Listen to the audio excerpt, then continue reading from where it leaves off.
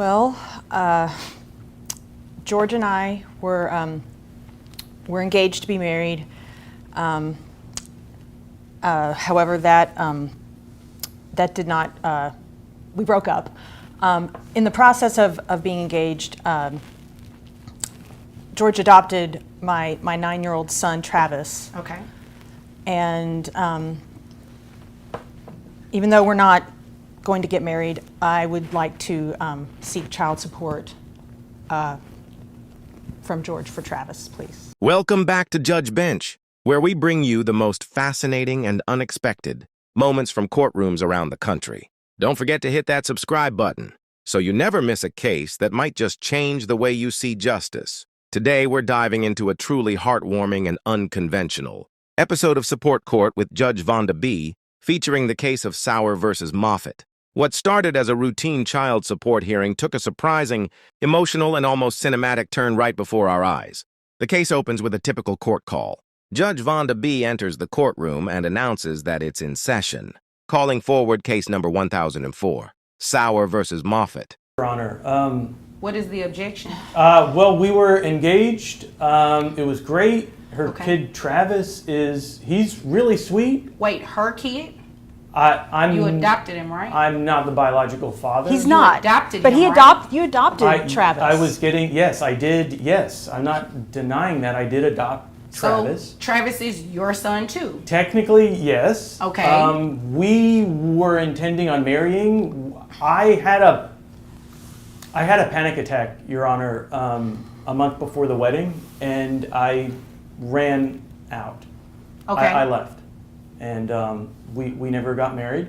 The plaintiff, Miss Sauer, begins by explaining that although she and George Moffett were once engaged, they broke up before tying the knot. However, during the course of their relationship, George legally adopted her 9-year-old son, Travis. Now, despite the relationship ending, Miss Sauer is seeking child support from George, given his legal responsibility as the adoptive father. George, the defendant, doesn't deny the facts. He admits he adopted Travis and confirms he's not the biological father. He explains he had every intention of marrying Sauer, but suffered a panic attack a month before the wedding and left. George appears nervous, apologetic, and unsure of what exactly he's fighting against. He even mentions that he doesn't earn much money, doesn't see Travis often, and seems to be struggling with guilt and confusion. Judge Vonda B. listens patiently, but firmly reminds him adoption carries a legal obligation. Travis is now his son, which means child support is not optional. It's mandatory. I'm not following you. You adopted Travis legally. Y- He's your son, Yes, Your Honor. which means you should be paying child support for him. I probably should. Probably. Travis is your son. You have an obligation to support him. It's just as simple as that. Are you okay? You're not going to have another panic attack, are you? Then the atmosphere starts to shift. George admits that he misses Travis and even confesses that he misses Miss Sauer, too. There's a deep emotional undercurrent that starts bubbling to the surface. When Miss Sauer reveals that Travis asks about George every night before bed, it becomes clear that this isn't just a legal matter, it's about a broken family with lingering feelings and unresolved connections. George's hesitation isn't about escaping responsibility. It's about fear, regret, and maybe even love. Oh, Okay. do you really miss me? Travis asked about you. I just want what's best for my son. Wait, when is he asking about me? He asks, he asks at night right before bed. I mean, you adopted him, so, Why don't you call and check on the child? Just scared, I guess. Scared of what? When I You're mean adopted, to him? George does have his panic attacks, but, I just want what's best for my son, and, and I want you to be happy, too, George. I do. Judge Vonda B., quick-witted as always, senses what's happening and addresses the real heart of the matter. She asks if they want to get back together. It's an unorthodox move for a court of law, but it's also a deeply human one. Miss Sauer doesn't say no. George's emotions are visible. He's clearly moved.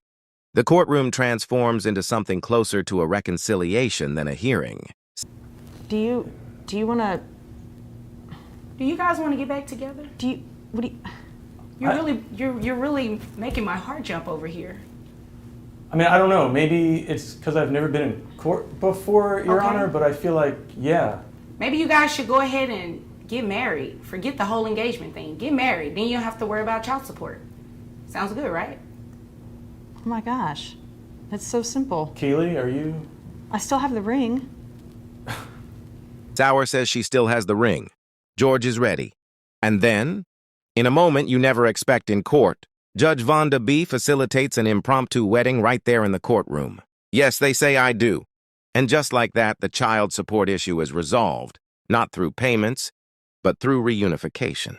Now, legally speaking, Judge Vonda B. makes a crucial point. In Texas, when two people get married and one of them has a child, if the other has adopted the child, the obligation for separate child support generally becomes obsolete.